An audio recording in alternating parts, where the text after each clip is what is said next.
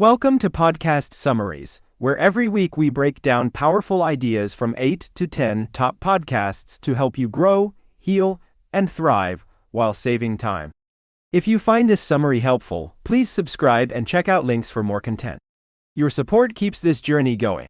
Here is summarized version of Ed Chief on money laundering, black money raid, Hawala bribe, Karnal Singh Fa 379, Raj Shamani, featuring Karnal Singh by Raj Shamani. Karnal Singh shares a story about a minister who called him, claiming he had the power to make anyone the general secretary. Karnal Singh responded by saying he would only meet with the person when they became the general secretary. He explains that the maximum action that can be taken against him is a transfer, but it's not that easy to lose his job if he's doing the right thing. Karnal Singh explains that there are many ways, but one common method is through the banking sector, investing in properties, or taking money abroad through Hawala or trade-based money laundering. He also mentions that people often use shell companies or unnamed properties to launder money. Karnal Singh clarifies that black money is related to taxation, red money is related to crime, and pink money is related to drugs. He notes that the Enforcement Directorate, ED, is more interested in investigating red and pink money, rather than black money. Karnal Singh explains that the ED was established to investigate violations of the Foreign Exchange Regulation Act, which was later converted into the Foreign Exchange Management Act. He notes that the ED's role is to investigate money laundering cases, attach proceeds of crime, and arrest those involved in money laundering. Karnal Singh explains that the PMLA was enacted to deal with money laundering cases, and it was initially focused on drug-related crimes. Karnal Singh explains that the act was enacted to deal with individuals who have fled the country to avoid prosecution for economic offenses. He notes that the act allows the ED to attach the properties of such individuals, not just the proceeds of crime. Karnal Singh explains that the ED investigates cases where there is a schedule offense, and it attaches proceeds of crime and arrests those involved in money laundering. Karnal Singh shares a case where a minister sent cash to Calcutta to create shell companies. The money was then consolidated into accounts, and the company's shares were sold at high rates. Karnal Singh explains that the transactions were electronic, making it difficult to track. Karnal Singh shares another case where a person was caught for laundering Rs 3,600 crores through the Bank of Baroda. The money was advanced against imports that never happened. Karnal Singh explains that the company was created with fake shareholders and directors who were paid Rs 10,000 per month to sign documents. The money was then backtracked to find its source, revealing a scheme involving exporters who overvalued their exports to receive concessions from the government. Karnal Singh explains that the ED has the power of attachment, which allows them to seize assets earned through crime. He also mentions that getting bail in ED cases is difficult due to the twin conditions set by the court. He mentions that people often exploit loopholes in the system, such as running away from the country before being caught. Karnal Singh replies that it is the lack of international cooperation, which makes it difficult to investigate crimes that involve foreign countries. He also mentions that high-profile people often run away from the country before being caught, making it difficult to bring them to justice. Karnal Singh shares that the US has more power to extradite people due to its superpower status, but India has to work within the framework of law.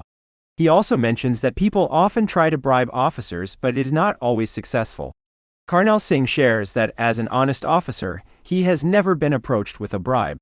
He attributes this to his good reputation, which serves as a deterrent to those who might consider offering him a bribe. This highlights the importance of integrity and a strong reputation in maintaining a corruption-free environment. 33,000 crores during Karnal Singh's tenure as ED chief. Karnal Singh explains that the recovered property is attached and will be vested in the central government once the cases are finalized. Karnal Singh reveals that the recovered money is added to the government's revenue and is utilized in various schemes.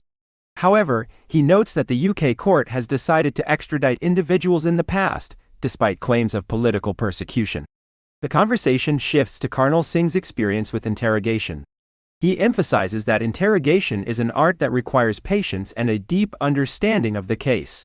He shares an example of a successful interrogation where he used evidence-based techniques to extract information from a suspect. He also highlights the importance of building trust with the accused and creating an environment where they feel comfortable sharing information. Karnal Singh distinguishes between the interrogation of white-collar criminals and terrorists.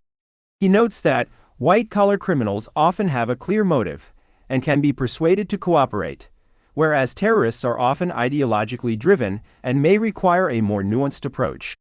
He shares an example of a terrorist who was confident in his ideology and attempted to persuade Karnal Singh to adopt his beliefs. The conversation also touches on the topic of evidence-based interrogation and the importance of collecting and analyzing evidence to build a strong case.